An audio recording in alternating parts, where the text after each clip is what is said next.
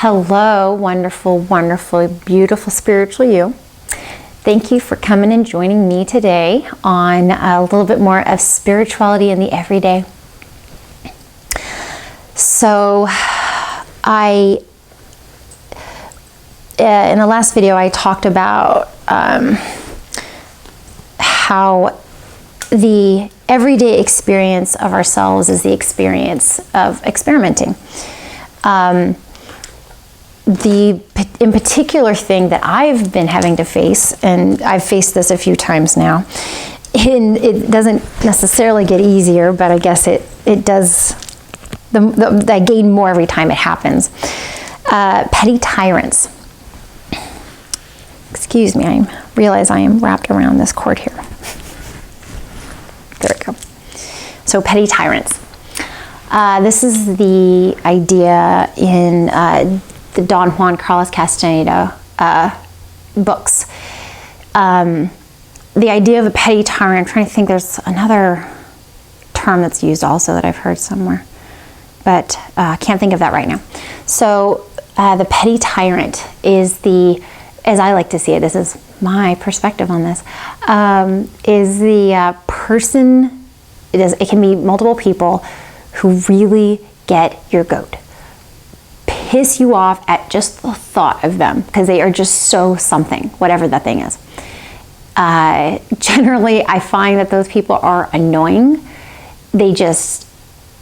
I call them fucking idiots. Like I have I can taste the amount of like abhorrence or disdain or whatever it is that I cannot stand of them.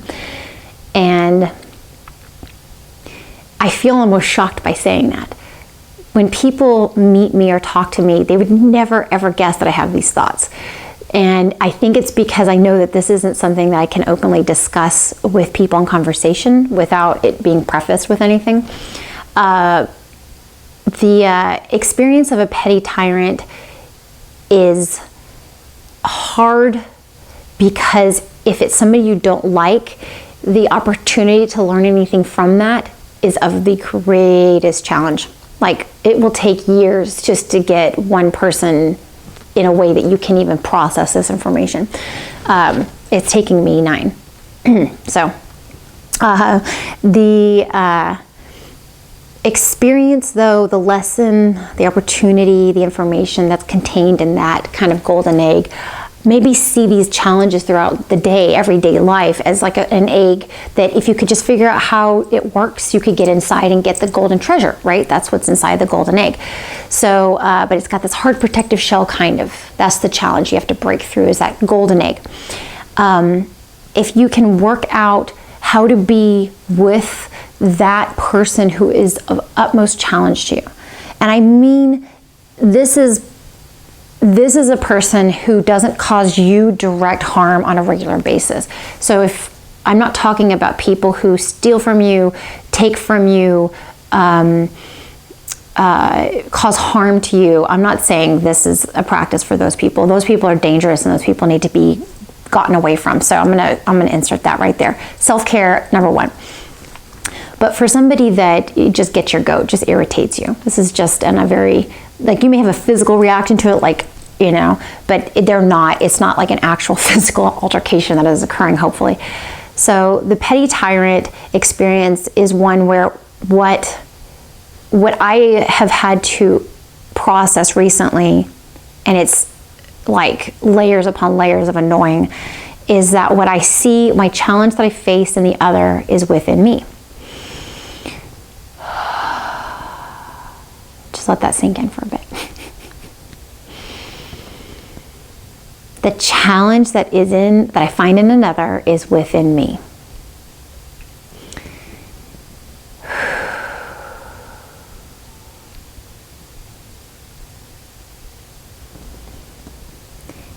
What I gain from these opportunities isn't just the knowing. It isn't just information anymore. It's now allowed me to have a physical release too. The petty tyrant thing, the reason why it is such a transformative opportunity and of such great value to be able to face the person who really causes a reaction in you is an opportunity of the strongest power. And you can harness back a part of you and feel a great sense of relief eventually from that. It's taking me baby steps right now to integrate this back into me, because I still was dealing with part of it this morning, and I can tell by what I say and how I talk what's the state I'm in. So I try not to judge how I talk when I've been around a person who is a petty tyrant. They tend to get very verbal responses from me, not necessarily to them as much, but about them. So I deal with it fairly passive aggressively, but unfortunately, one of my petty tyrants synonymously is passive aggressive people. Like, that just gets me almost every time. People who instill guilt to get their way in this world, or to get people to do what they want in this world, these really spark me. So I have petty tyrants that are all my own, that other people may share, right? We don't all have to be exclusive, but you're a petty tyrant, somebody else may not agree with you. And I've had people, like my husband, people that are around me that didn't necessarily concur, right? And I was like, screw you, you should agree with me. And not everybody who I don't like is necessarily a petty tyrant either. There are people that I realize I don't like that I just don't even need to interact with. That's another lesson. So there's kind of a flip side to it. I'm not age-old wisdom here, but some part of me says that there are going to be people that you do not require in your experimentation, in your equation. You don't have to take them in as a factor. That particular aspect of them is not necessary at this point in this life, this time. It can be all kinds of things. I have had people that in the past weren't a problem for me that turned into a problem for me. That one is not so pleasant. I kind of would rather just know somebody's a problem. The other one I've dealt with recently is somebody that goes off and on being a problem and really kind of screws it up for themselves that way. The other petty thing that I get really riled up about with people is their just lack of caring. Like, that person existing drives me insane. Like, I'm like, how can you just not care? So, and I know, put it on them. It's not their responsibility. But I do think that people should be held responsible for themselves. Like, if this person is really unthoughtful and really just kind of like generally cruel to the world around them, they do need a lesson occasionally. They do need to be tempered, at least to some extent. Because I've seen people who are really shitty, that are outwardly very shitty to people in the world around them, that never got told. And then it's like people around them assume that this person knows what they're doing, and likely this person has no idea. So their petty tyrant is the person who steps up and says, you are a jerk. Stop being an asshole. Stop doing this to everybody. Stop being this way. Nobody likes you like this. And almost every time I've seen that person, the few times it's happened, of course, stop. And they just stare. It's like they just got slapped in the face with like an observation.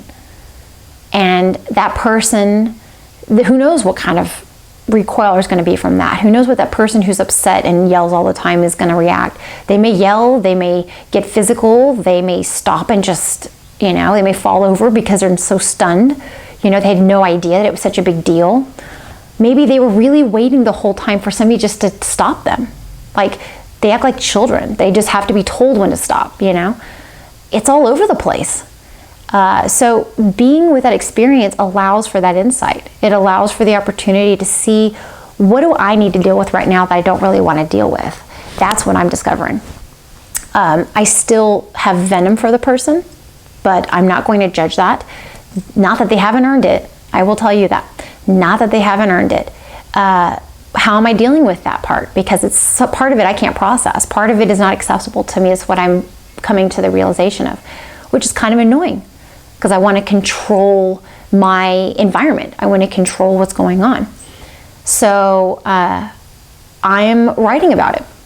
I don't write very well. No, not at all. My mother always told me my handwriting was pretty, though. Maybe that makes up for it. But I'm dealing with it by being creative with it, doing whatever it is that it needs to come out in. I don't even care. I do not care how it comes out. In fact, I wanted to buy an old school typewriter, from like the 1930s because, whatever, because Agatha Christie had one, the whole Agatha Christie thing.